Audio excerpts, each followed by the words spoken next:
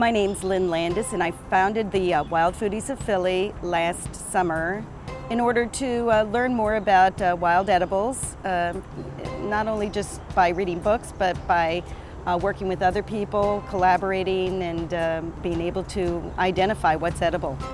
I started thinking when I was volunteering for a farm stand that although it was organic for the most part, it really wasn't natural. These things weren't going to grow in nature.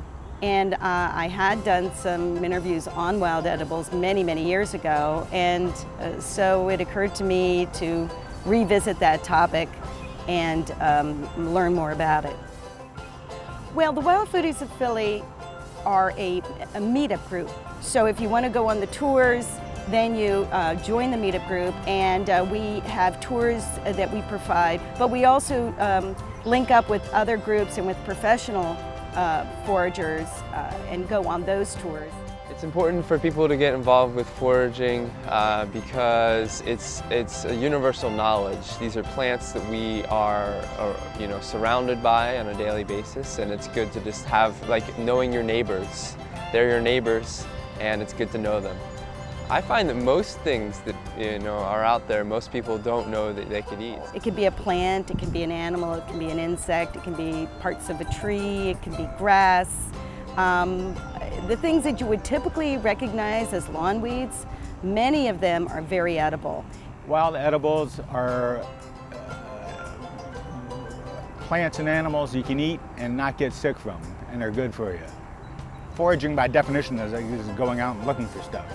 In this case, what I'm looking for is wild edible food, wild medicinals, fire starting, all kinds of things. There's three examples of some of the most unusual foods you can eat that are also really common. One is the wild apples. You'll see them all around, and you can just take them, and there's a pulp of it. You can make a jam out of it, a juice. So that's a really cool, unusual one.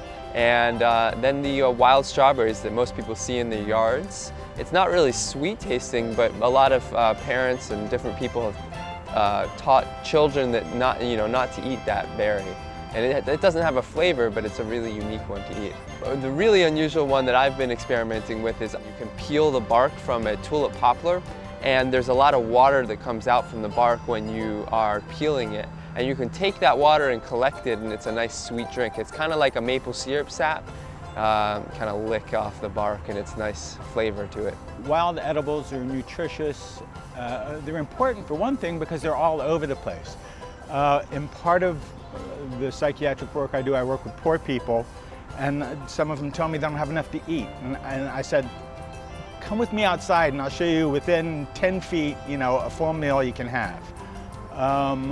There's so many hungry people around, and there's so many people who don't have enough who walk over their meal every day.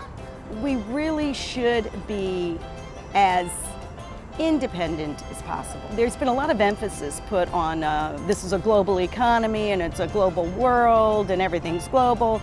But to be frank, I think day-to-day living is really local. And if we're depending on our food and clothing and energy and all kinds of things to come from areas outside a 10-mile radius, we're really putting ourselves at risk. And I think that is really a very, very deep concern. Independence in terms of food, fabric, fuel is really, really important. And that all starts at the local level. If you're just starting out in foraging, you want to read about it, the easiest thing is to join a group. Find other people that are doing it, get a book from the store.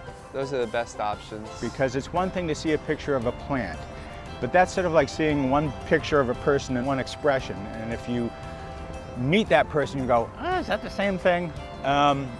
So to really see the plant and see the plant there in front of you, then it really registers and you can taste it right there.